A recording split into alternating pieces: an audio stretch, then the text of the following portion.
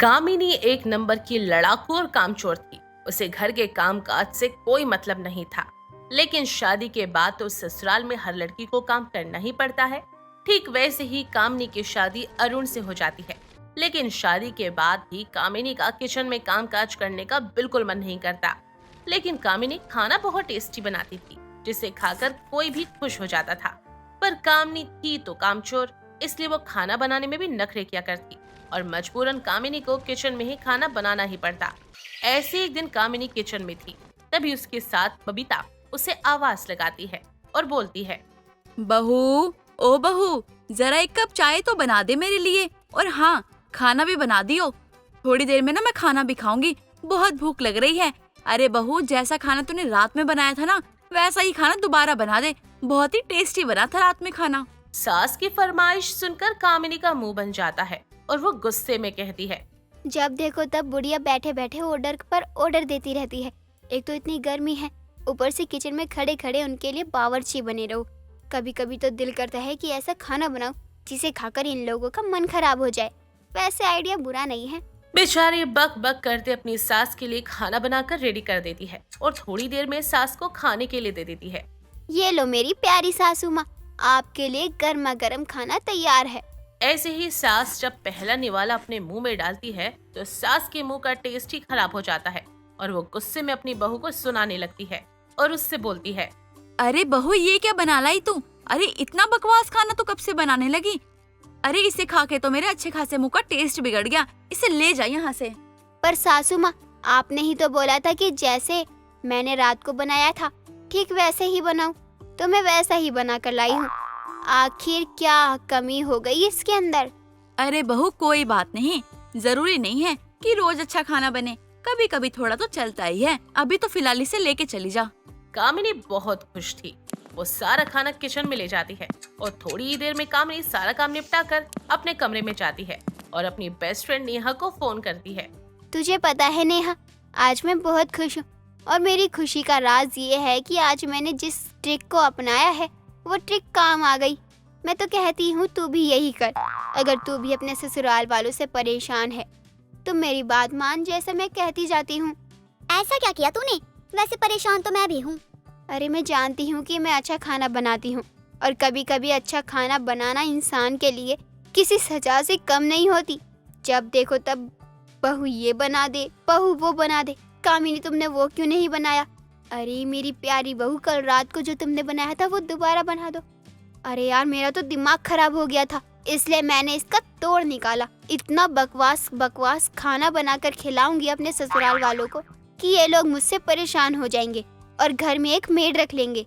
वैसे आइडिया तो बुरा नहीं है। चल ठीक है, मैं भी ट्राई करती हूँ। मैं भी बहुत परेशान हो चुकी हूँ अपने ससुराल वालों से।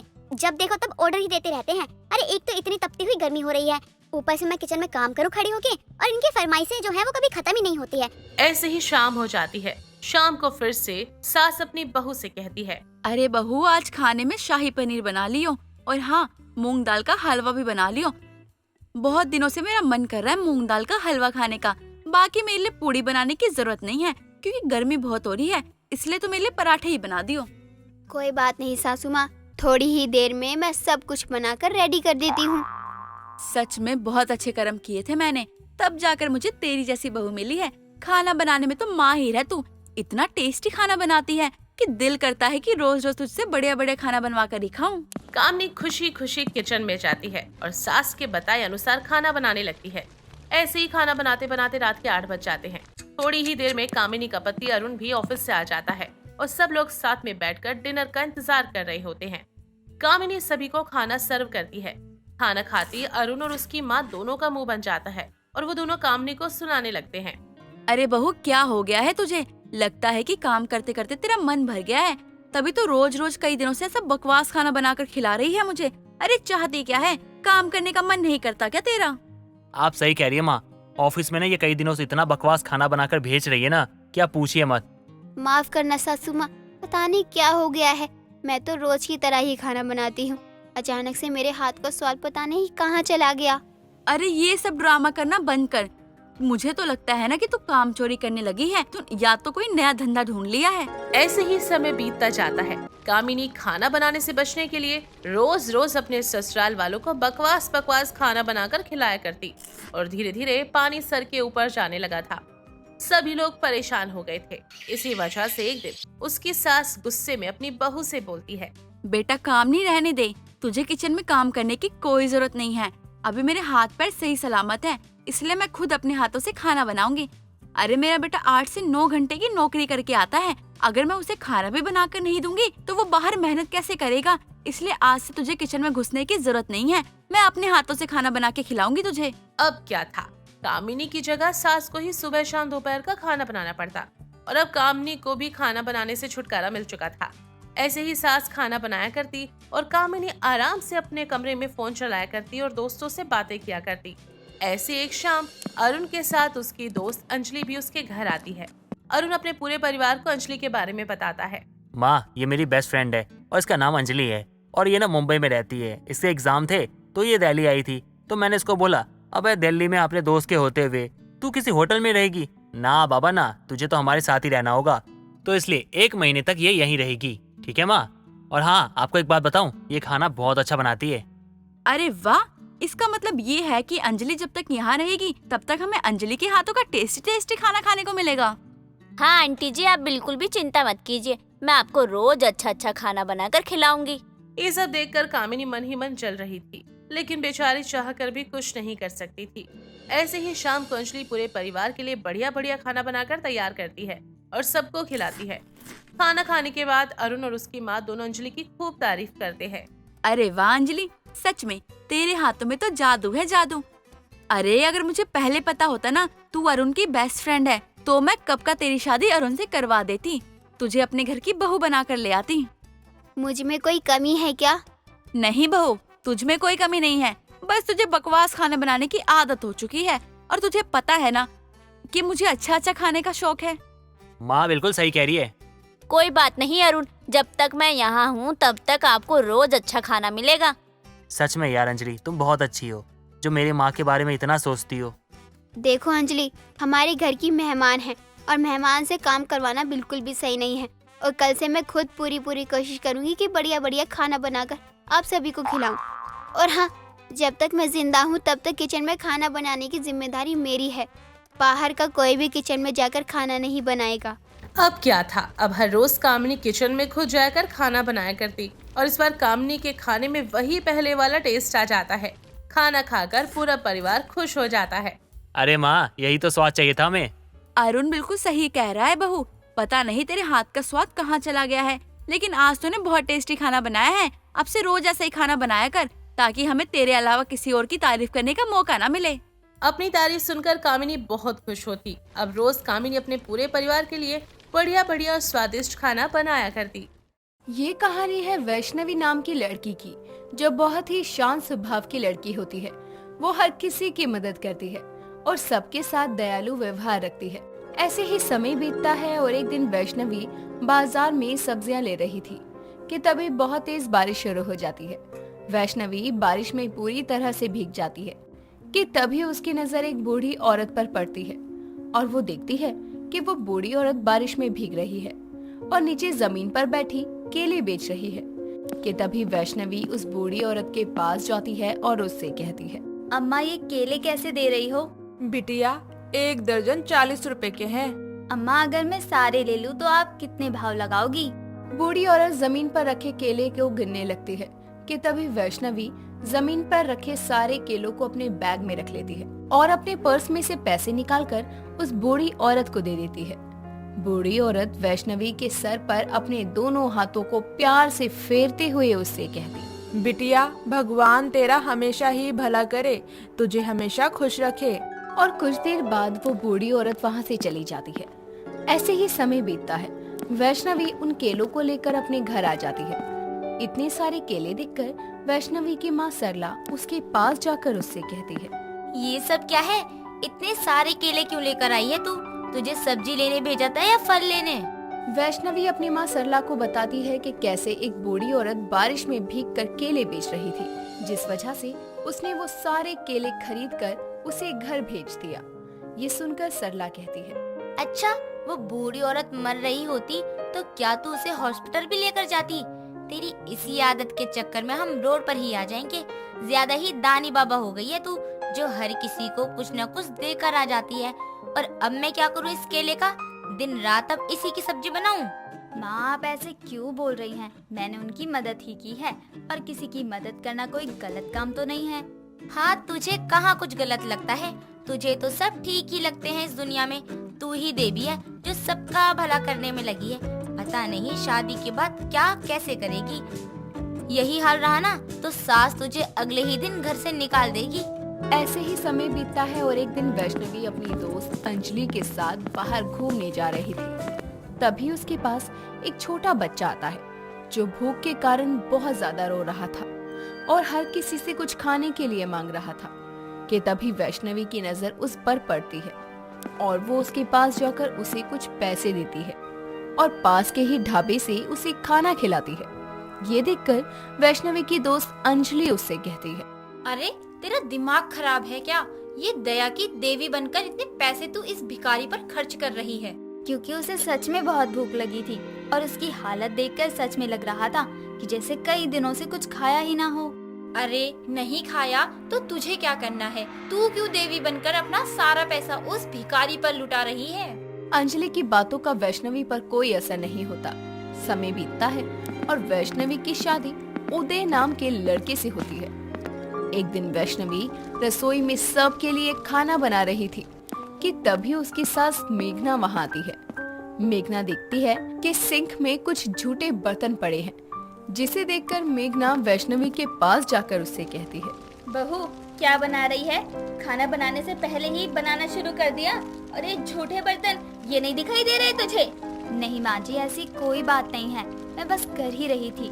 ठीक है, मैं पहले बर्तन धो देती हूँ, उसके बाद खाना बना लूंगी। ये अब मुझे नहीं पता, सबके नाश्ते का समय हो गया है, जैसे करना है कर। 10 मिनट में खाना बस चाहिए मुझे। ऐसे ही समय बीतता है और एक दिन वैष्णवी के घर उसकी पड़ोसन विमला आती है और वैष्णवी से कहती है, वैष्णवी, क्या तुम्हारे पास थोड़ा आटा होगा?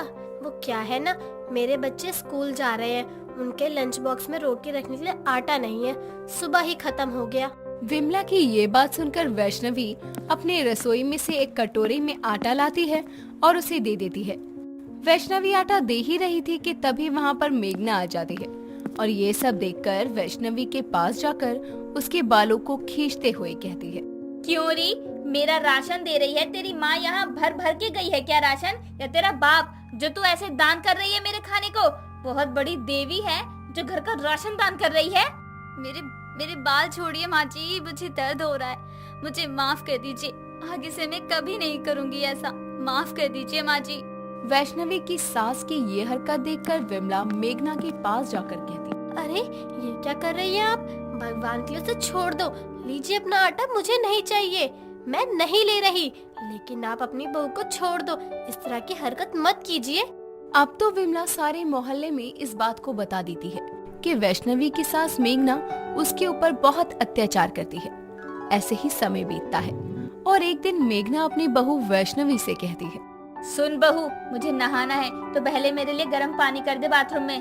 ठीक है माँ जी, मैं अभी आपके लिए गर्म पानी करके बाथरूम में रख देती हूँ। कुछ देर में वैष्णवी पानी को गर्म करके बाथरूम में रख देती है और अपनी सास मेघना के पास जाकर उससे कहती है, माँ जी, मैंने पानी बाथरूम में रख दिया है, आप जाकर नहा लीजिए।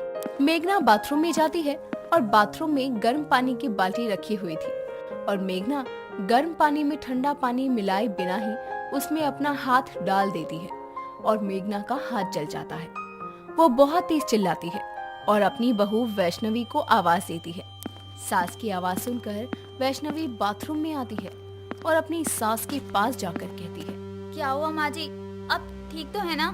करम जली तो मुझे इस गर्म पानी में जलाकर मारना चाहती थी ना? रुक, तुझे अभी बताती हूँ।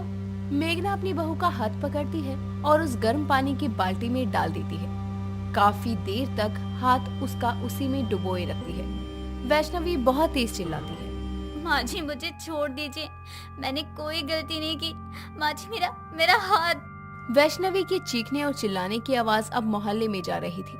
अब मोहल्ले के काफी लोग उनके घर में आ गए थे और आपस में बातें बनाकर बोल रहे थे। अब मेघना का अपनी बहू के प्रति अत्याचार बढ़ता ही जा रहा है। अब हम सब ये और नहीं देख सकते। क्यों भाइयों बहनों, हमें पुलिस को बुलाना ही चाहिए। कुछ देर में मेघना के घर पुलिस आ जाती है। मेघना से सवाल जवाब करने लगती है।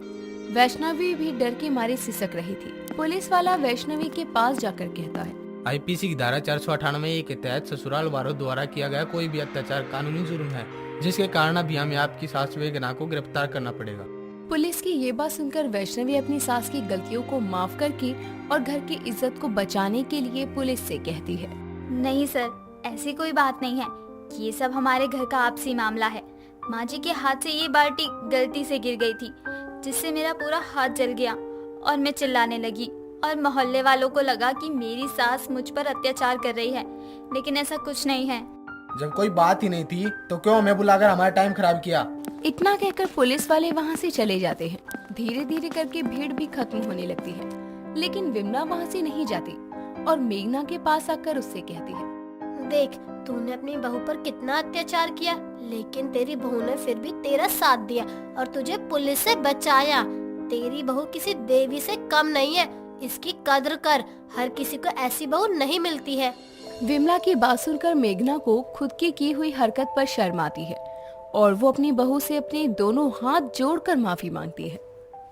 मनोज नाम का आदमी अपना राशन कार्ड लिए गमछे से मुंह को ढके हुए सुबह सवेरे जाकर राशन की लाइन में लग जाता है और राशन लेने के लिए सरकारी राशन की दुकान पर बहुत लंबी लाइन लगी होती है। तभी मनोज के पीछे खड़ी औरत उससे कहती है, अरे भाई साहब, जरा सुनिए तो, मुझे आगे आने देंगे? 12 बजने को आए हैं, मुझे राशन लेकर बच्चों को स्कूल से लेने भी जाना है। बहन जी, मेरे भी बच्चे घर पर रो रहे हैं, ऊपर से इतनी लंबी लाइन है, मैं भी खड़ा हूँ ना, थोड़ा सब्र कीजिए, आ जाएगा नंबर। वैसे भाई साहब, आपकी आवाज कुछ जानी पहचानी लग रही है, थोड़ा अपना गमछा हटाएंगे? अरे बहन जी, इतनी कड़ी धूप है, ऐसे कैसे गमछा हटा दूं? अरे बातों में नंबर भी आ गया। तभी मनोज अपना राशन कार्ड दिखाकर दुकान से राशन तुलवाकर बोरी में भरता है और कंधे पर बोरी ढोते हुए वहाँ से चला जाता है। कुछ दूर चलने पर वहाँ बड़ी सी कार आकर उसके पास रुकती है। वो राशन को कार में डालकर खुद भी उसमें बैठकर वहाँ से चला जाता है। कुछ देर बाद वो गाड़ी एक बड़े से बंगले के आगे रुकती है और गाड़ी का ड्राइवर उस राशन को गाड़ी में से उठाकर घर ले जाता है और मनोज भी अंदर जाता है। तो घर के बड़े से हॉल में चाय पी रही उसकी पत्नी सुरमई कहती है, ले आए राशन, अब तो ये गमछा अपने मुंह से हटाइए, आपका ही घर है ये। तभी मनोज गमछा उतार कर सोफे पर बैठ जाता है और कहता है, बढ़ते समय के साथ साथ तो राशन की लाइन भी लंबी होती जा रही है भाग्यवान। अरे अब फ्री का राशन के लिए थोड़ी मेहनत तो लगनी ही है ना। जब राशन कार्ड बना है तो राशन घर तक लाने में दिक्कत क्या है, कम से कम पैसे तो बचते हैं। वैसे भी इतनी महंगाई है, गरीब तो गरीब, अमीर भी बचत नहीं कर पाते। सही कह रही हो, राशन कार्ड होने का कुछ तो फायदा है। चलो मैं थोड़ा आराम कर लेता हूँ, फिर गैराज के लिए निकलूंगा। इतना कहकर वो अंगड़ाई लेते हुए अपने कमरे में चला जाता है। मनोज एक गैराज का मालिक था और कई लोगों को उसने अपने गैराज पर काम के लिए रखा हुआ था। साथ ही उसके पास बड़ा घर और गाड़ी भी थी। इतना अमीर होने के बाद भी वो लाइन लगाकर हर महीने सरकारी राशन लेने जाया करता था, क्योंकि उसके पास राशन कार्ड जो था। लेकिन उसके आस पड़ोस के लोगों को पता ना चले, इसीलिए वो गमछे से अपना मुंह ढककर राशन लेने जाया करता था। एक रोज मनोज के मोहल्ले में रहने वाली चंपाकली उसके घर आती है। अरे चंपाकली, तुम यहाँ?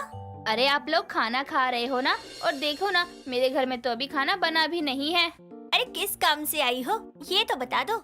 अभी तो सब्जी में डालने के लिए हरी मिर्च लेने आई थी, लेकिन आप अमीर लोगों के खाने की खुशबू के कारण मेरे तो पेट में गुड़गुड़ होने लगी। ओहो सुरमई, बैठी क्या हो, उसे हरी मिर्च दे दो, वरना यहीं खाने बैठ जाएगी। मनोज बोल ही रहा था कि तभी चंपाकली उनके साथ खाने के लिए बैठ जाती है और चावल को देखते हुए कहती है, हाय दैया मनोज भैया, वैसे तो बहुत अमीर हो, तुम्हारे घर में तो बासमती वाले लंबे लंबे चावल की महक आनी चाहिए, लेकिन ये चावल तो टुकड़ी वाले और कितने छोटे दिखाई पड़ रहे हैं। ऐसे चावल तो सरकारी राशन में मिलते हैं।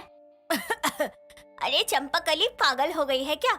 हम क्यों राशन के चावल खाने लगे? ये तो मेरी सास ने गांव से भेजे हैं। आज इनका मन बहुत कर रहा था तो बस इसीलिए बना दिए। अच्छा, वही तो। वैसे भी आप लोगों के पास तो राशन कार्ड भी नहीं होगा। खैर, अभी बैठ गई हूँ तो पेट पूजा कर ही लेती हूँ। आपको कोई एतराज तो नहीं है ना? होगा भी तो, तुम कौन सा खाने पर से उठ जाओगी? हाँ, ये तो सही कहा आपने। आप लोग क्यों रुक गए? खाइए खाइए खाना।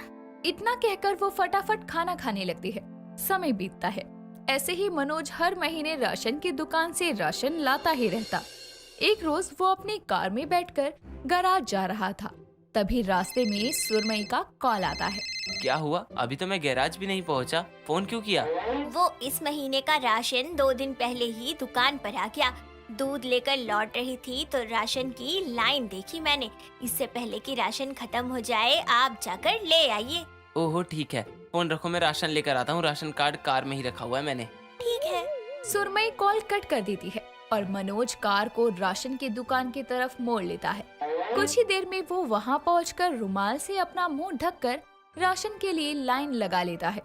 राशन लेने की जल्दी में वो ये भूल जाता है कि इतनी लंबी लाइन में अकेला वही था जो चमकदार शर्ट, पैंट और बूट पहने राशन के लिए खड़ा था।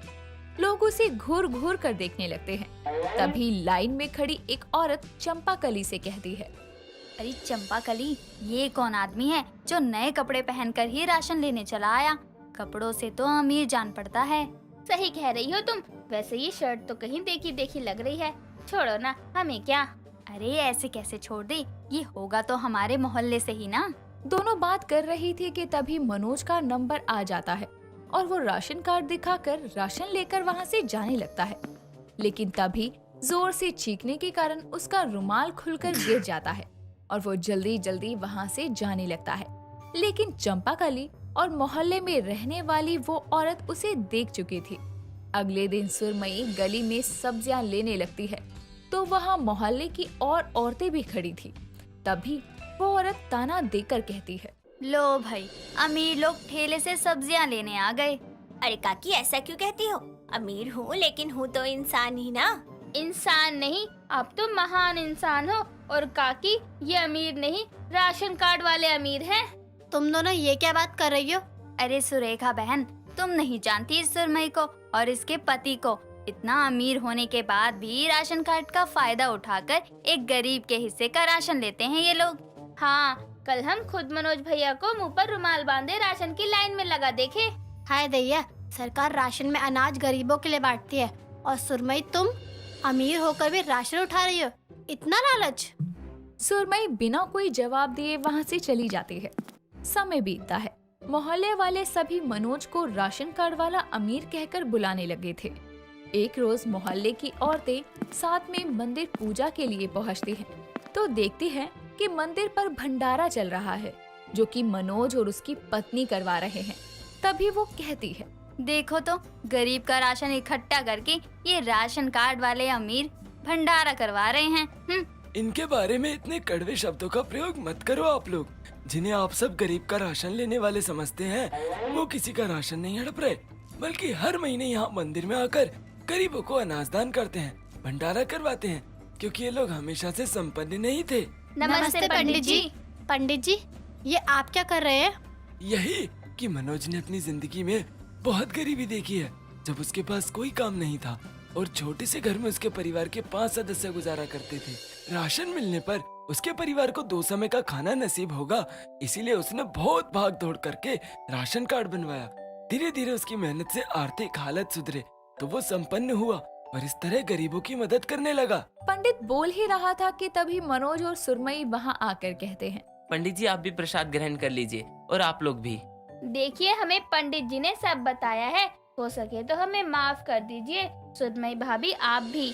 हाँ, मैं राशन कार्ड वाला अमीर हूँ क्योंकि मुझे उस राशन की कदर है। मेरे पास राशन कार्ड है, अगर मैं राशन ना लूँ तो उसकी काला बाजारी हो सकती है, इसीलिए मैं वो राशन लेकर किसी जरूरतमंद को दान कर देता हूँ, क्योंकि एक समय इसी राशन कार्ड के कारण मैंने अपने परिवार का पेट भरा था। सच में मनोज, तुम राशन कार्ड वाले अमीर नहीं बल्कि दिल के भी अमीर हो। इस तरह राशन कार्ड वाले अमीर की सच्चाई सामने आती है, जिसके बाद वो अपने राशन कार्ड का मिला राशन किसी गरीब को दान देकर आ जाता है। साथ ही हर महीने मंदिर पर भंडारा भी करवाता है। दोस्तों, अगर आपको ये कहानी पसंद आई तो इसे लाइक करें, शेयर करें और कमेंट करके बताएं कि कहानी में आपको सबसे अच्छा क्या लगा।